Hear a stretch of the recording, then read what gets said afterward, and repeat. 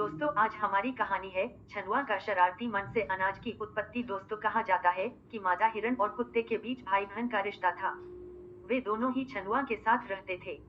एक दिन छनुआ ने दोनों को मछली पकड़ने के काम में लगा दिया। तागिन समाज में छोटी नदियों का प्रवाह अवरुद्ध करके तथा उसे दूसरी ओर मोड़कर मछली पकड़ने की पद्धति प्रचलित है। इसे तागिन में सबोक पानम कहते हैं। उस दिन भी छनुआ ने कुछ ऐसा ही करने के लिए दोनों को साथ ले लिया। नदी की धारा को रोककर दूसरी ओर मोड़ने के लिए बहुत मशक्कत करनी पड़ती है।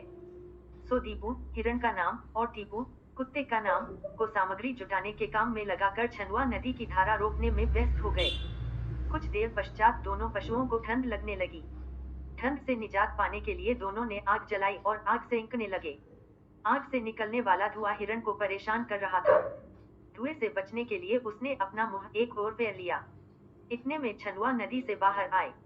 हिरण और कुत्ते को एक साथ आग सेंकते हुए देखकर छनुआ को एक शरारत सूझी। छनुआ ने कुत्ते से कहा, देखो टीपू, टीपू तुम्हारा चेहरा देखना पसंद नहीं करता है, इसलिए वह तुमसे मुंह फेर कर बैठा है। छनुआ की बात सुनकर टीपू को बहुत गुस्सा आया कि आखिर हिरण को उसकी शक्ल से क्यों नफरत है। गुस्से में आकर उसने बहुत जोर से हिरण पर भौंकना शुरू किया।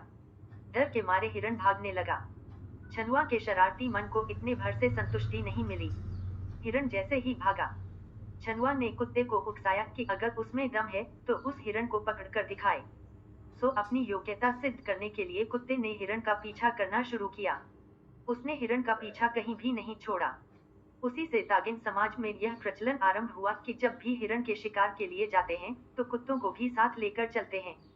इसे तागिन में किरोक रोक नाम कहते हैं, अर्थात कुत्तों के सहारे हिरण का शिकार करना।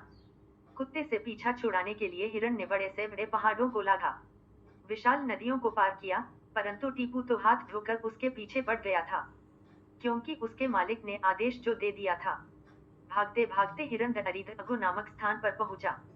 दहरीदअगु एक दैवीय स्थान है जो अनाज की उत्पत्ति का स्रोत है। उस जगह का संरक्षण दहरी तामी किया करती थी। कुत्ते से पीछा छुड़ाने के लिए हिरण दहरी तामी के घर में घुस आया। घर के अंदर दहरी तामी ने अति, चावल का घोल, जिसे घंटों तक पानी भिगोकर फिर रोखली में कूटा जाता है, बनाकर रखा था। तेजी से भागकर आए हिरण ने उस अति के ऊपर छलांग लगा दी। अति के ऊपर जोर से पैर पड़ने से अति के छींटे उसके पैर और छाती पर फैल गए। ऐसा माना जाता है कि उसी अति के लगने के कारण हिरण के पैर का निचला हिस्सा और छाती सफेद रंग के होते हैं, क्योंकि अति का रंग भी सफेद होता है। हिरण का पीछा करते करते कुत्ते ने जब दहरी तामी के घर में प्रवेश किया तो दहरी तामी ने उसे पकड़ लिया और बंधक बना लिया।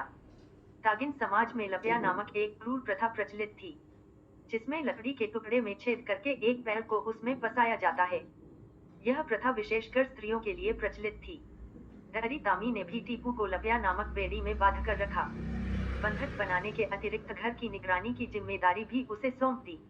अब टीपू का मुख्य काम यह था कि प्रतिदिन धूप में सुखाए जाने वाले धान को चिड़ियों के हमले से बचाना और घर की देखभाल करना। लेकिन एक दिन टीपू को उस लपया से छुटकारा मिल गया और दहरी तामी के घर से भागने का मौका भी मिल गया। दहरी तामी के घर से भागने से पहले टीपू ने सोचा कि अपने मालिक छनुआ के लिए क्या ले जाऊं। बहुत सोचने के बाद वह इस निष्कर्ष पर पहुंचा कि जिस अनाज की वह निगरानी कर रहा था, क्यों न वही ले जाए। सो अपने दोनों कानों के भीतरी हिस्सों में अनाज का एक एक दाना छिपाकर वह वहां से भाग गया। आज भी यदि ध्यान से देखें तो कुत्तों के दोनों कानों के भीतरी हिस्सों में एक छोटी सी गांठ जैसी बनी हुई प्रतीत होती है। माना जाता है कि उसी गांठ में वह अनाज का दाना छिपाकर लाया था। अपने मालिक के पास पहुंचकर कुत्ते ने अनाज के दाने को उसे दिखाया। उस दाने को छनुआ ने मिट्टी में बोया, जो कुछ दिनों बाद अंकुरित होकर पौधा बन गया और उस पौधे से अनाज की उत्पत्ति होने लगी। उसके बाद उस अनाज की वृद्धि इस प्रकार से होने लगी कि छनुआ अनाज के धनी हो गए।